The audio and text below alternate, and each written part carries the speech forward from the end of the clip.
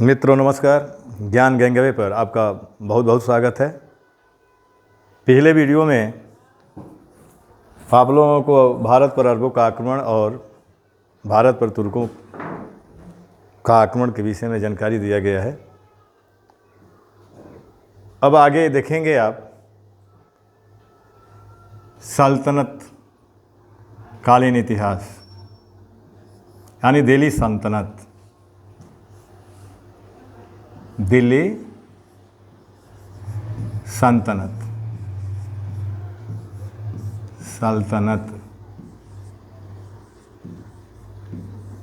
देखिए, दिल्ली सल्तनत का समय भारतीय इतिहास में 1206 ईस्वी से लेकर के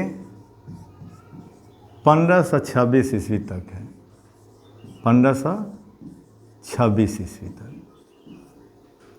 और इस सल्तनत काल में 5 राजवंशों ने शासन किया है, जैसे गुलाम वंश, खिलजी वंश, तुगलक वंश, सैयद वंश और लोदी वंश। तो इसमें जो पहला वंश है गुलाम वंश, उसके विषय में आज आप लोग जानकारी हासिल करेंगे। गुलाम वंश को दास वंश के नाम से भी जाना जाता है, मामलुक वंश के नाम से भी जाना जाता है। गुलाम वंश यानी दिल्ली सल्तनत का पहला वंश का नाम क्या है? गुलाम वंश। और इसका समय कितना है? 1206 ईस्वी से 1290 ईस्वी। 1206 ईस्वी से 1290 ईस्वी तक ये आपका गुलाम वंश का समय है। सबसे पहले आप लोग गुलाम वंश से संबंधित जितने शासक हुए हैं उसके विषय में जानकारी हासिल करेंगे। तो इसका पहला शासक है कुतुबुद्दीन ऐबक। कुतुबुद्दीन ऐबक।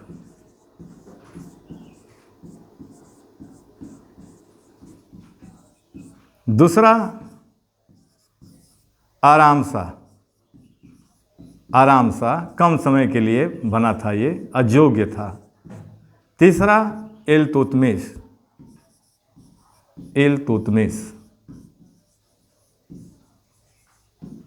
चौथा शासक रुकनुद्दीन फिरोज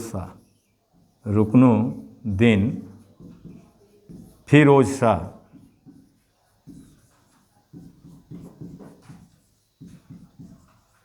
ये भी अयोग्य शासक था। पांचवा रजिया, यानी क्रम से मैं बता रहा हूँ। रजिया। 6वें नंबर पर बहराम शाह।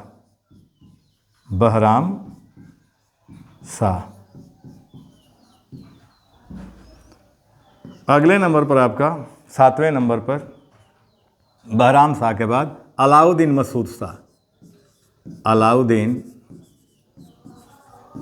मसूद शाह।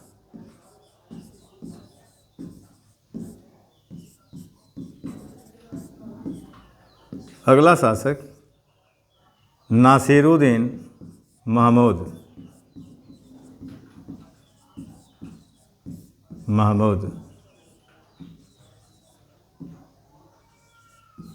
अगला शासक बना गयासुद्दीन बलबन। पूरा नाम क्या है? गयासुद्दीन बलबन। अगला कैकुबाद। इसके बाद कैमूर। यानी इस वंश का अंतिम शासक का नाम है शमसुद्दीन कैमूर।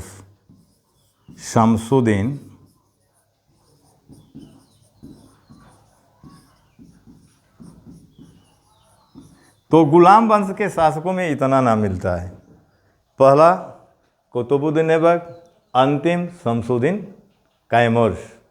अब इसमें देखना है आपको कि इसमें कहाँ से प्रश्न बार बार बनते हैं। तो एक कुतुबुद्दीन ऐबक हो गया, यहाँ ध्यान दीजिए। इल्तुतमिश हो गया, रजिया से आता है और बलबन से आता है। और अंतिम शासक जानते रहिए, ठीक ना। शासक तो 11 मिलते हैं, लेकिन यहाँ से प्रश्न बनते हैं कुतुबुद्दीन ऐबक से, इल्तुतमिश से, बलबन से, ठीक ना। तो एक एक करके आप देखेंगे। अब देखिए कुतुबुद्दीन ऐबक का समय कितना है, यहाँ ध्यान दीजिएगा। इसका समय है 1206 ईस्वी से 1210 ईस्वी। यही जान लीजिए, 1210 ईस्वी। इल्तुतमिश का समय है 1210 से 1200 36 ईस्वी। और रजिया का समय है 1236 से 1240 ईस्वी। और बलबन का समय है 1265 से 1287 ईस्वी। यही महत्वपूर्ण आपके शासक हैं गुलाम वंश के। अब एक एक करके हम देखेंगे।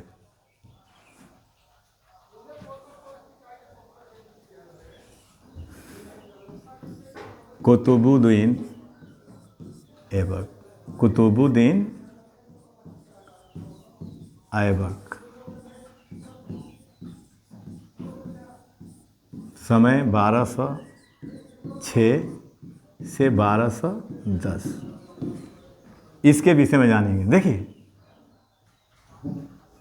इसका नामकरण जानते हैं कैसे हुआ था कुतुबुद्दीन ऐबक?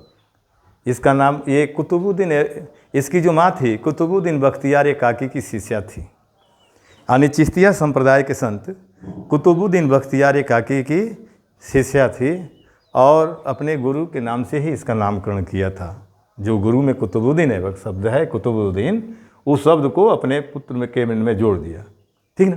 तो इसका अब देखेंगे कि ये कब शासक बना। गोरी के मरने के बाद बना था, क्योंकि गोरी का गुलाम था। ये गोरी का गुलाम था और गुलाम होने के कारण ही अपने वंश का नाम ये गुलाम वंश रखा था। ठीक, तो देखेंगे कि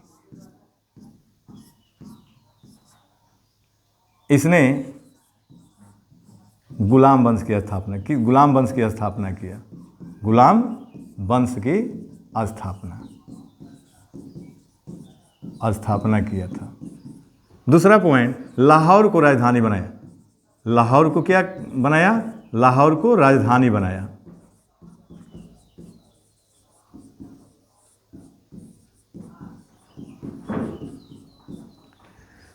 लाहौर को इसने राजधानी बनाया था। इसके दरबार में 2 विद्वानों को संरक्षण प्राप्त था, यानी मिनहाज उस सिराज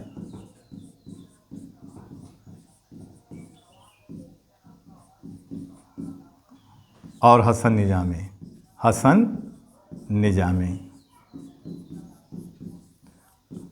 ये साम्राज्य विस्तार तो किया नहीं। अब देखेंगे कि वंशकला के क्षेत्र में इसका योगदान किया है। यानी वंशकला के क्षेत्र में इसका योगदान, इसने दिल्ली में क्या बनवाया था? कुव्वतुल इस्लाम मस्जिद बनाया। यानी दिल्ली में कुव्वतुल इस्लाम मस्जिद,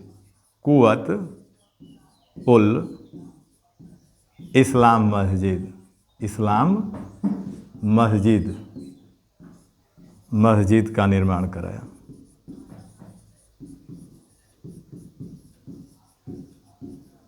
दूसरा, दिल्ली में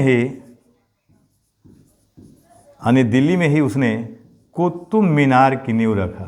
कुतुब मीनार में ये क्या चीज़ है? ये मस्जिद है। कुतुब मीनार क्या है? मस्जिद है। तो ये कुतुब मीनार की नींव रखा। ये जब कुतुब मीनार बनाया था तो एक मंजिला ही था। जब इल्तुतमिश अगला शासक बनता है, सुल्तान बनता है, तो कुतुब मीनार को 5 मंजिली बनवाता है। ठीक ना? उसको 5 मंजिली बनवा देता है। तो दिल्ली में कुव्वतुल इस्लाम मस्जिद का निर्माण कराया था। किसने? कुतुबुद्दीन ऐबक। और दिल्ली में ही कुतुब मीनार की नींव रखा। अब तीसरा वास्तुकला के क्षेत्र में इसका जो योगदान है, अजमेर में 2.5 दिन का झोपड़ा बनवाया था। 2.5 दिन का झोपड़ा बनवाया। झोपड़ा, ये जानते हैं 2.5 दिन में क्यों बनवाया था? विद्रोह से बचने के लिए। क्योंकि एक संस्कृत विद्यालय को तोड़वा करके इसने अजमेर में 2.5 दिन के अंदर यानी एक मस्जिद का नाम निर्माण कराया और उसका नाम क्या रखा था? 2.5 दिन का झोपड़ा। 2.5 दिन का झोपड़ा क्या है? मस्जिद है। यानी इससे अगला आप पॉइंट देख सकते हैं। 1210 में यानी 1210 ईस्वी में चौगान खेल का मतलब होता है पोलो। चौगान खेल खेलते समय घोड़े से गिरकर इसकी मृत्यु हो गई। घोड़े से गिरकर इसकी मृत्यु हो गई।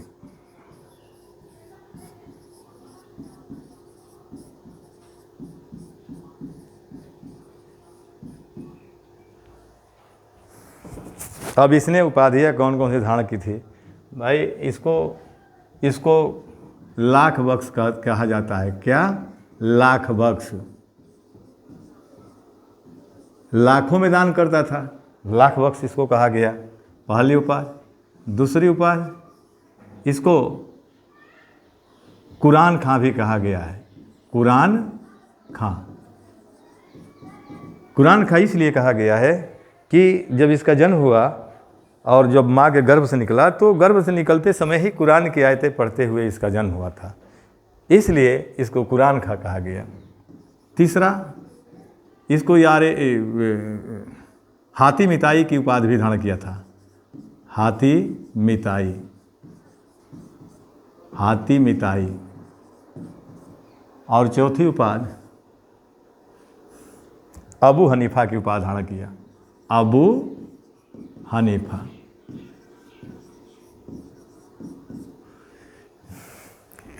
तो इतने पॉइंट आपके कुतुबुद्दीन ऐबक से बनते हैं। अब अगला शासक बहराम आराम शाह बना, अजोग सिद्ध हुआ, उसकी हत्या करा दिया गया, यानी इल्तुतमिश ने उसकी हत्या करवा दिया और गद्दी पर अधिकार किया। तो अगला शासक सुल्तान जो है इल्तुतमिश है। इल्तुतमिश, इसका पूरा नाम है शमसुद्दीन इल्तुतमिश। इल्तुतमिश। देखिए, इसका समय 1210 ईस्वी से 1236 ईस्वी तक है।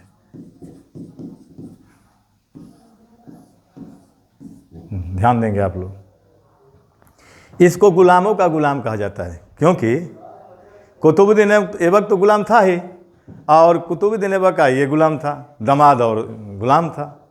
इसलिए दिल्ली सल्तनत के सुल्तानों में किसको कहा जाता है गुलामों का गुलाम? तो इल्तुतमिश को कहा जाता है। और दिल्ली सल्तनत का पहला शासक है जिसने 1229 ईस्वी में बगदाद के खलीफा से सुल्तान की पदवी धारण किया था। और यह भारत का पहला शासक है जो सुल्तान पद धारण किया था। और इसके कार्यों में अगर देखा जाए कि क्या किया इसने, तो शुद्ध टकसालों का निर्माण कराया। अपने साम्राज्य में क्या कराया था? टकसालों का निर्माण कराया और मुद्रा जारी किया। टंका, जीतल, दाम, ये मुद्राएं चलाया था। शुद्ध अरबी में सिक्के जारी किया था, उस पर कलमे खुदवाया था। ठीक ना? तो ये आपका टकसालों का निर्माण कराया। बगदाद के खलीफा से 1229 में सुल्तान की पदवी धारण किया। 1231 ईस्वी में अजमेर में चिश्तिया संप्रदाय के संस्थापक मोइनुद्दीन चिश्ती के दरगाह का निर्माण कराया था। जो गरीब नवाज का दरगाह कहाँ है? अजमेर में है। उसका निर्माण किसने कराया? किस सुल्तान ने? तो इल्तुतमिश ने कराया था। एकता प्रणाली का इसने गठन किया। एकता प्रणाली का मतलब होता है सैनिकों को दिया जाने वाला एक भूमि का टुकड़ा जीवन निर्वहन के लिए, वो एकता प्रणाली का गठन किया था। ठीक ना? उसके बाद तुर्कान चिहलगानी का गठन किया। अपनी सहायता के लिए ही तुर्कान चिहलगानी। तुर्कान चिहलगानी का मतलब होता है 40 तुर्क अमीरों का दल का गठन किया। और वास्तुकला के क्षेत्र में अगर देखा जाए तो वास्तुकला के क्षेत्र में इसने अतारकीन के दरवाज़ा का निर्माण कराया था। नागौर में अतारकीन के दरवाज़ा का निर्माण कराया और दिल्ली में कुतुब मीनार के निर्माण कार्य को पूरा कराया था। यानी जो एक मंजिला था कुतुब मीनार, उसको 5 मंजिली बनवाया। ठीक है? तो अभी से संबंधित जो प्रश्न बनता है आप लिख सकते हैं। पहला पॉइंट, 1229 ईस्वी में उसने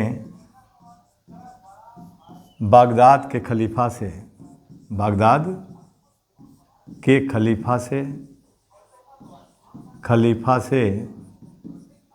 सुल्तान की पदवी धारण किया।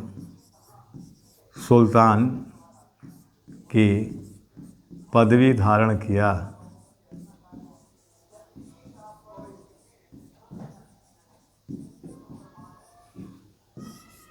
बारह 1231 में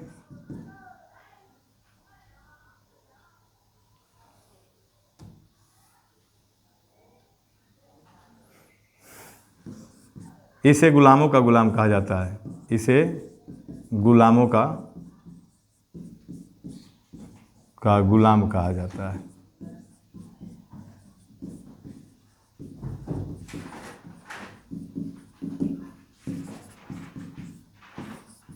अगला पॉइंट इसके कार्य के अंतर्गत देख लीजिए, कार्य यहाँ शब्द लिख लीजिए और कार्य इसको गिनाइए। पहला, साम्राज्य में टकसालों का निर्माण कराया, टकसालों का निर्माण कराया।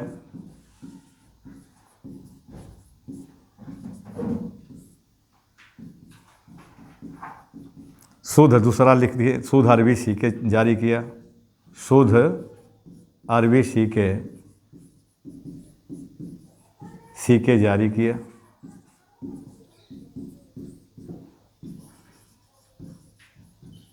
तुर्कान चिहलगानी का गठन किया। तीसरा पॉइंट दिखाइए, तुर्कान चिहलगानी, तुर्कान चिहलगानी, चिहलगानी का गठन किया। अब देखिए यहाँ ध्यान दीजिएगा, तुर्कान जो चिहलगानी है इसका मतलब होता है 40 तुर्क अमीरों का दल, 40 तुर्क अमीरों का दल, इसका गठन किया था, ठीक ना। एकता प्रणाली चलाया, गठन किया। चौथे पॉइंट पर एकता प्रणाली का गठन किया।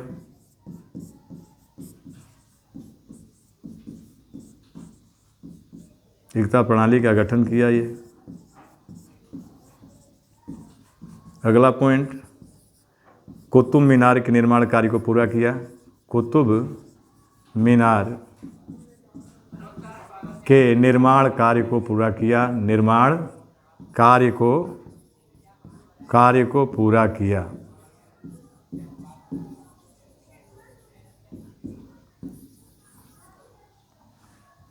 और बगदाद के खलीफा से, है ना, ये तो लिख दिए है ना। और क्या किया, टंका, जीतल, दाम, मुद्रा चलाया, मुद्रा चलाया। यहाँ ध्यान देने जोगी बात यह है कि जो ये टंका जो मुद्रा था ये चांदी धातु में था। किस धातु में? चांदी धातु। और इसका वजन जो था 78 ग्रेन था। कितना था? 78 ग्रेन। ये जीतल जो मुद्रा थी यह तांबे धातु में बनाई गई थी, तांबे, ठीक ना। और दाम भी तांबे धातु में। 12 इसका निधन कैसे कहाँ हुआ? निधन इसका 7वें नंबर लिख लीजिए, इल्तुतमिश की मृत्यु।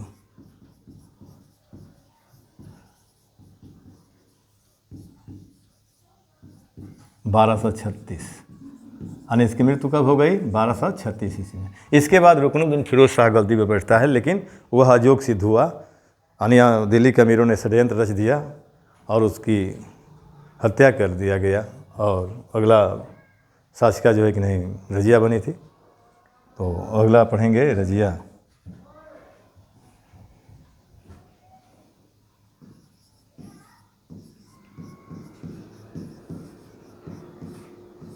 देखिए ध्यान दीजिए, इसका समय है 1236 ईस्वी से 1240 ईस्वी। इल्तुतमिश की बड़ी पुत्री का नाम क्या था? रजिया। और रजिया ये भारत की प्रथम मुस्लिम महिला शासिका इसको माना जाता है, ठीक ना। रजिया याकूत से प्रेम करती थी, जबकि अल्तुनिया के साथ विवाह की थी, ठीक ना। न्याय करते समय रजिया लाल वस्त्र धारण करती थी। न्याय करते समय किस रंग का वस्त्र धारण करती थी? लाल रंग का। और जब दरबार में बैठती थी तो चोगा पहन करके बैठती थी, कुलाह पहन करके बैठती थी।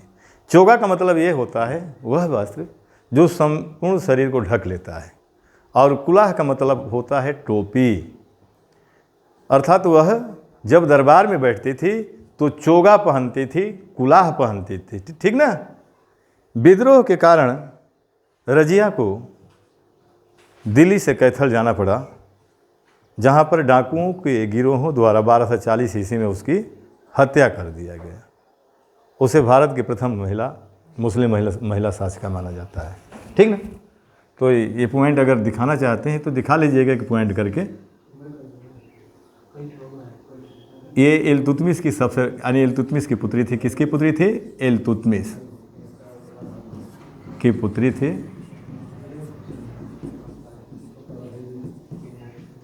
दरबार में चोगा और कुलाह पहनकर बैठती थी। कुलाह टोपी पहनकर बैठती थी।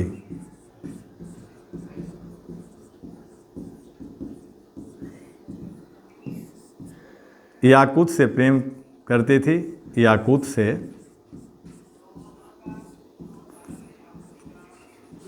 प्रेम करती थी और अल्तुनिया से विवाह की थी। अल्तुनिया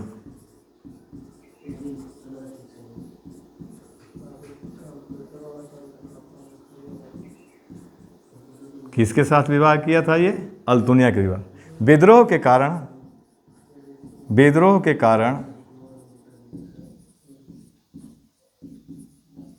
यह दिल्ली से कैथल चली गई। दिल्ली से कहाँ चली गई? कैथल। दिल्ली से कैथल चली गई।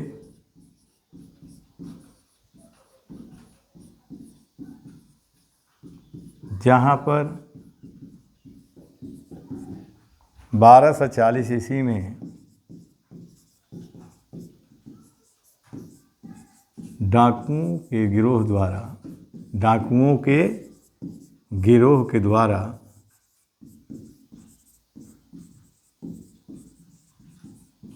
उसकी हत्या कर दी गई।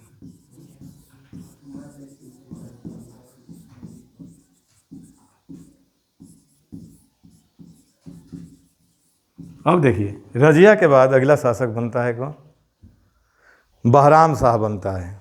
वह भी अजोग सिद्ध हुआ। उसके बाद अलाउद्दीन मसूद शाह गद्दी पर बैठता है। वो भी अजोग सिद्ध होता है। फिर अलाउद्दीन मसूद शाह के बाद नासिरुद्दीन महमूद शासक बनता है। उसके विषय में कहा गया है कि वह टोपी सिल करके अपने जीवन का निर्वहन करता था। उसको भी अपदस्थ करके बलबन गद्दी पर अधिकार कर लिया। ठीक ना। तो रजिया के बाद आप बलबन देखेंगे। बलबन गयासुद्दीन, इसका पूरा नाम है गयासुद्दीन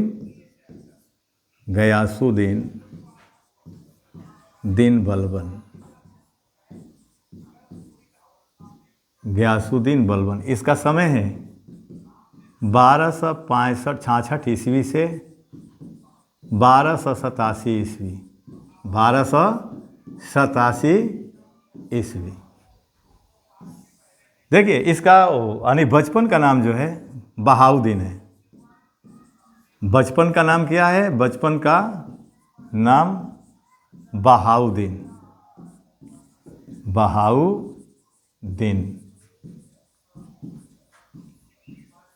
इसका बचपन का नाम क्या है? बहाउद्दीन। और नासिरुद्दीन महमूद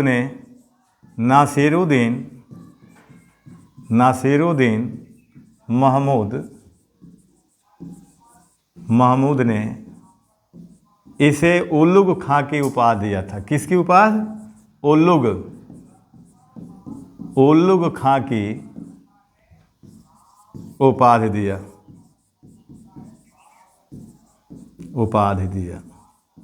ठीक ना।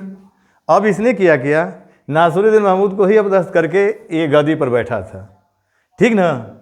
और यह गद्दी पर बैठते ही यहाँ ध्यान दीजिएगा, गद्दी पर बैठते ही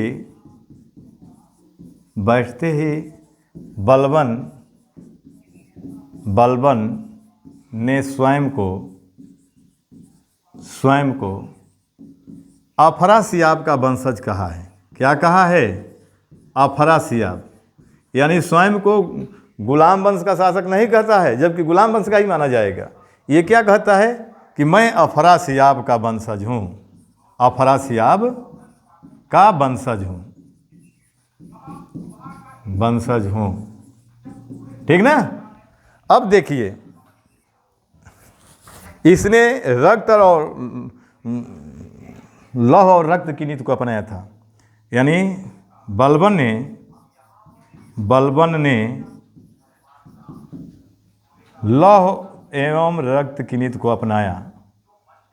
लौह एवं रक्त की नीति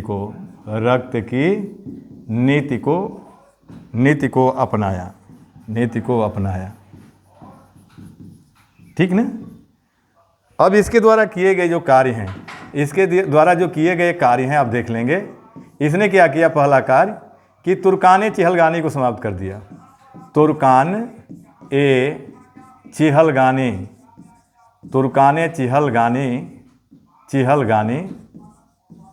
को समाप्त किया। इसका मतलब इल्तुतमिश ने इसका गठन किया था, उसको समाप्त कर दिया। दूसरा पॉइंट, अपने दरबार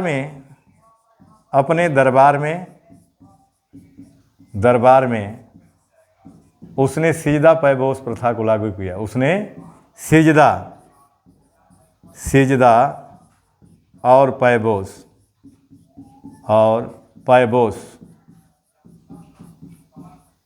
प्रथा को लागू किया। यहाँ ध्यान दीजिएगा, प्रथा को लागू किया। आप बढ़ाइएगा मत, इतिहास में बहुत लिखना पड़ता है। सिजदा का मतलब क्या होता है? पैबोस का। अब इसके विषय में जाने के, सिजदा का मतलब ये होता है सुल्तान के सामने जाकर के घुटने के बल टेकना, हाँ, और अपने पगड़ी को उसके सिर पर रखना। अब पैबोस का मतलब होता है कि घुटने के बल टेक करके माथे को नीचे सुल्तान के पैरों तक ले जा करके फिर जो पगड़ी है उसको उठा करके चुम्बन दे करके अपने सिर पर उसको धारण कर लेना, पैबोस है। तो उसने क्या लागू, अपने दरबार में क्या लागू किया था? सिजदा। यहाँ ध्यान दीजिएगा, सिजदा और पैबोस। अब देखिए तीसरा पॉइंट कार्यों में, उसने ईरानी त्योहार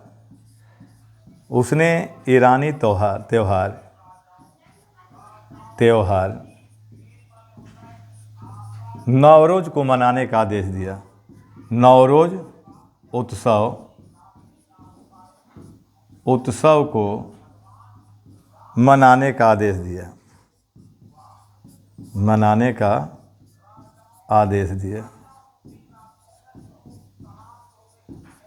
ठीक ना।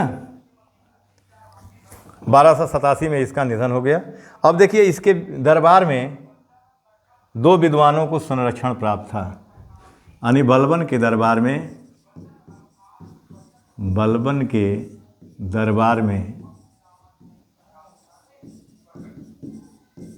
2 विद्वानों को संरक्षण प्राप्त था।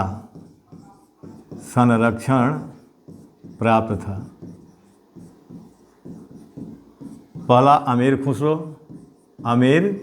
खुसरो और दूसरा अमीर हसन। यहाँ ध्यान देंगे, भारत का तोता कहते हैं। अमीर खुसरो को क्या कहते हैं? भारत का तोता, यानी तोतिए हिंद। और अमीर हसन को भारत का शादी कहा जाता है। अब देखिए बलबन पहला यानी सुल्तान है दिल्ली सल्तनत का, जिसने राज्य में दीवाने बिजारत विभाग का गठन किया और दीवाने अर्ज विभाग का गठन किया। यानी यह दिल्ली सल्तनत का पहला सुल्तान है। बलबन ने राज्य में दीवाने बिजारत,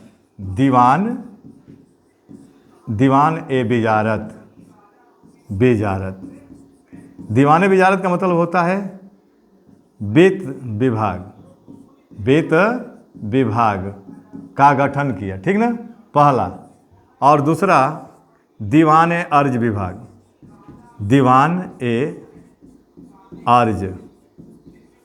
दीवाने अर्ज विभाग एकरा मतलब सैन्य विभाग होता है। इसका मतलब क्या होता है? सैन्य विभाग का गठन किया। लेकिन कहाँ, राज्य में। यही केंद्र में भी दीवाने अर्ज विभाग का गठन पूछेगा तो अलाउद्दीन खिलजी हो गया। भाई यही दीवाने वजारत के जगह पर दीवाने मुस्खराज पूछ देगा, राजस्व विभाग। ये क्या है, दीवाने वजारत क्या है, ये राजस्व विभाग है। लेकिन ये राजस्व विभाग है, ठीक ना। 1267 में इसका निधन हो गया। अब गुलाम वंश का अंतिम शासक आपका कैमूर, शमसुद्दीन कैमूर से है, ठीक ना। उसका निधन 1290 ईस्वी में हो गया। तो आज यहीं तक इस वीडियो को रहने दिया जाए, शेष अगले वीडियो में। बहुत बहुत धन्यवाद।